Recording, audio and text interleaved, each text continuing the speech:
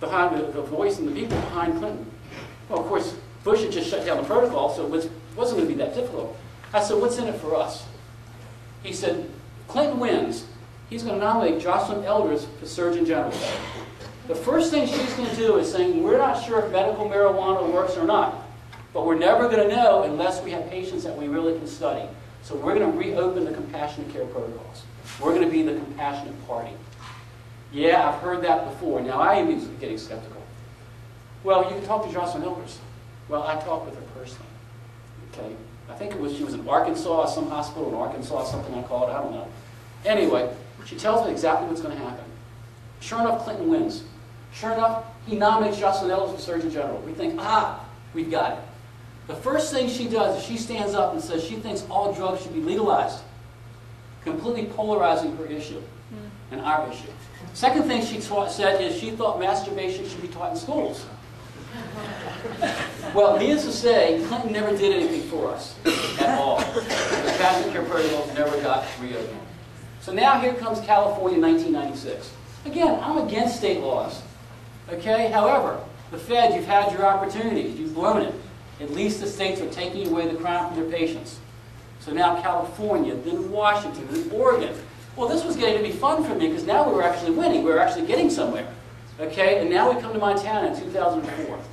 Y'all pass a law. Now, I had nothing to do with Montana.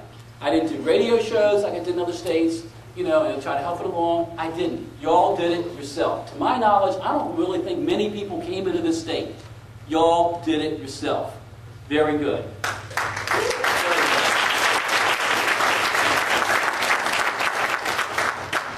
But now, y'all are doing it to yourselves again.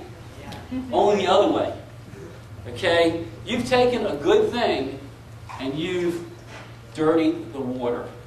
So to give your opposition now a platform to try to stop the good that you've been doing. And I cannot see that happen.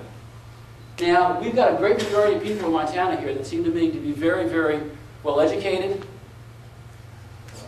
good intentions, and wants to do things the right way. To me, what's the right way? I've always said that cannabis is a medicine. It's a prescription. I get a prescription, okay?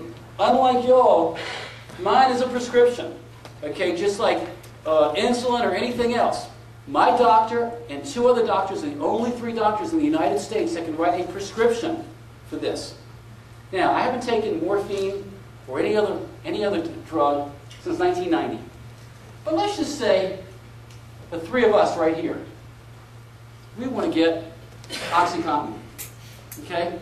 So we go to this doctor, and somebody, a receptionist or whatever, not even a medical person, takes some notes or takes a questionnaire that the doctors put it together, and they fill out the questionnaire, and then the doctor, you go and see the doctor reads the questionnaire, and you've got a bad neck problem. And he reads the questionnaire, and it's about a minute and a half, takes a minute and a half, oh, okay, I understand, okay, here's your prescription for OxyContin. Now, I walk in, they've already taken my information, and I've got a bad leg. Okay, I've got a bad leg. And the doctor, same pain specialist, reads this, takes about a minute and a half. Oh yeah, I see this. Oh yeah, oh yeah, you need it. Okay, here's the prescription. OxyContin, now gives it to me. Now she goes in, she's got terrible menstrual pains. Oh, that makes sense. Okay, she needs OxyContin, whatever. Oh, I can do that. Gives a prescription. Now, in 5 minutes' time, that qualified physician has given out a Schedule II narcotic to 3 people in 5 minutes. Is that correct medicine? No, that is not correct medicine to do that. Okay, so what do? Do you pass new laws to stop that? No, you don't need to pass new laws to stop that. What you need is your medical board to oversee medicine. That's simple. We're arguing that marijuana, cannabis, is a medicine. If it's a medicine, then you treat it as a medicine. It's that simple. Now, granted, there were recommendations that were given out in Montana that never would have been given out if it wasn't for these clinics. So some good was done. But the little bit of good that was done far outweighs the bad that was done. Because, granted, your physicians, a regular physician that you go to when you get sick, should be the one to write your recommendation.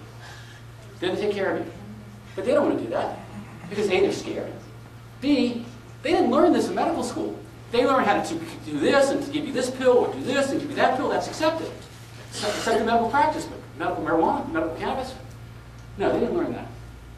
So we've got to go the extra step. We've got to educate them. We've got to educate them because they weren't educated in medical school. So how do we do that? Well, I'm a member of an organization called Patients at a Time. Patients at a Time has been around since '95.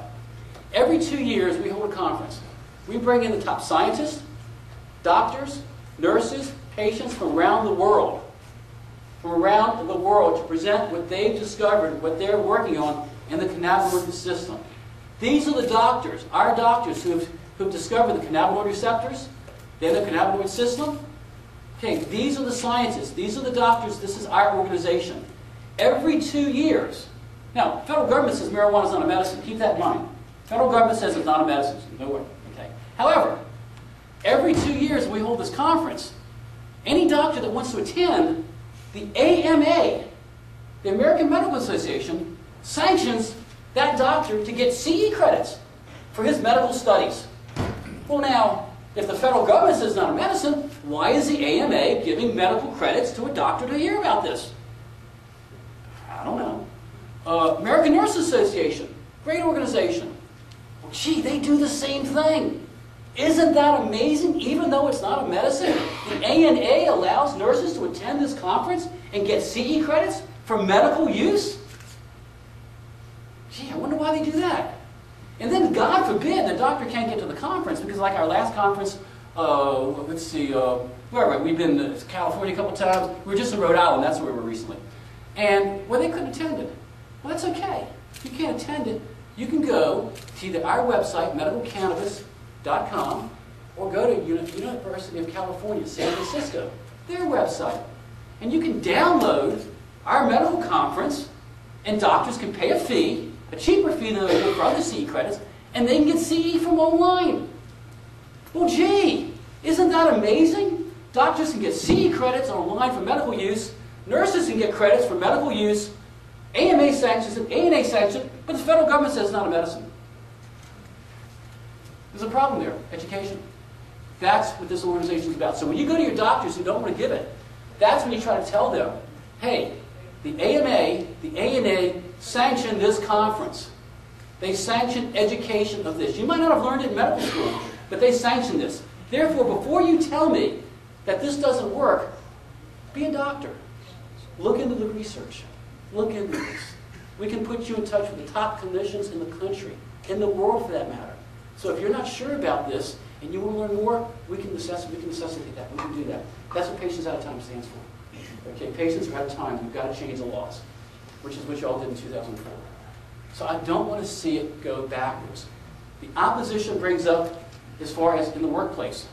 Now, I'm a stockbroker. I handle a lot of money on a daily basis, and all my clients know it. What I say to my clients is this, very simple. Have you ever met anybody, so when they get to know me, they don't know me, have you ever met anybody that's ever taken on the federal government and won? How about a show of hands here tonight? How many people have know somebody that's taken on the federal government, other than myself, and won?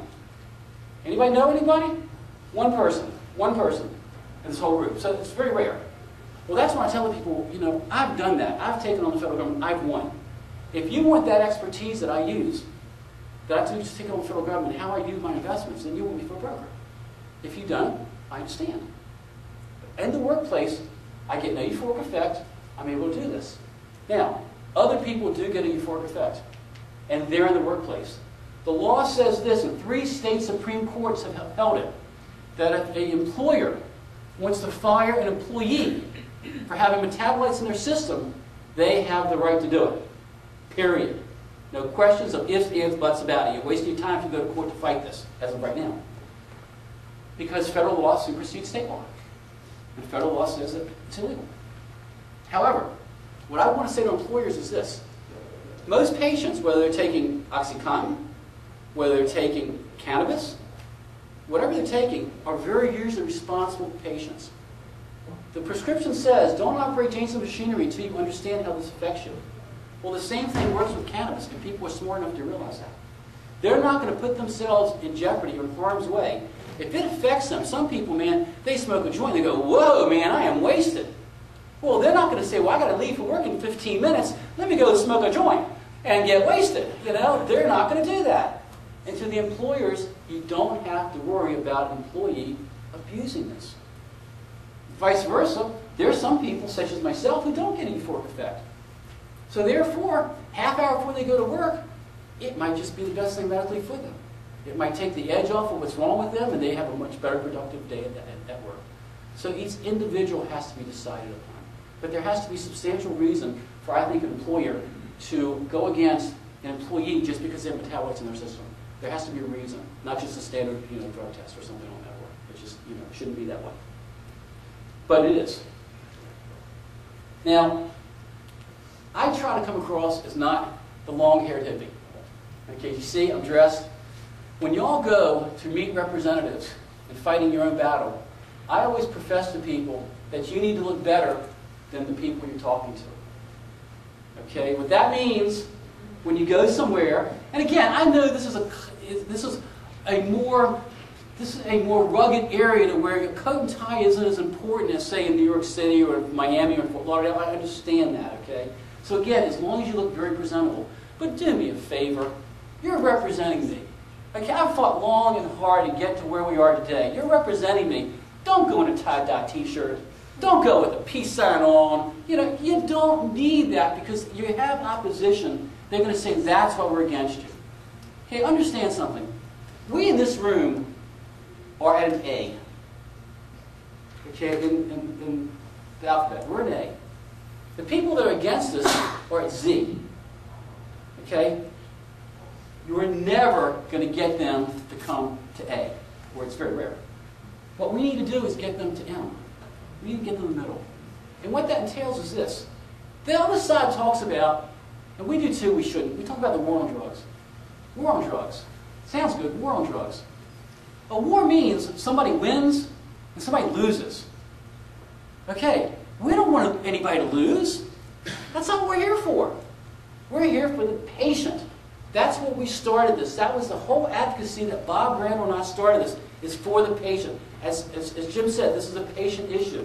This isn't about people making money.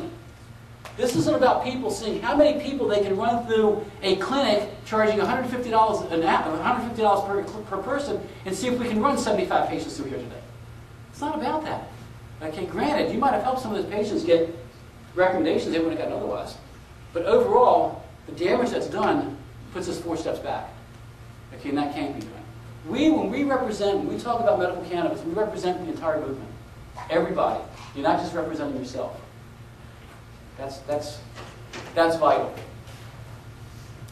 When Bob Randall was the first patient, he was the one that was arrested in 1976 for growing marijuana for his glaucoma. He was able to prove that it worked for his glaucoma. They found him not guilty for that reason. He then got the government to give him marijuana.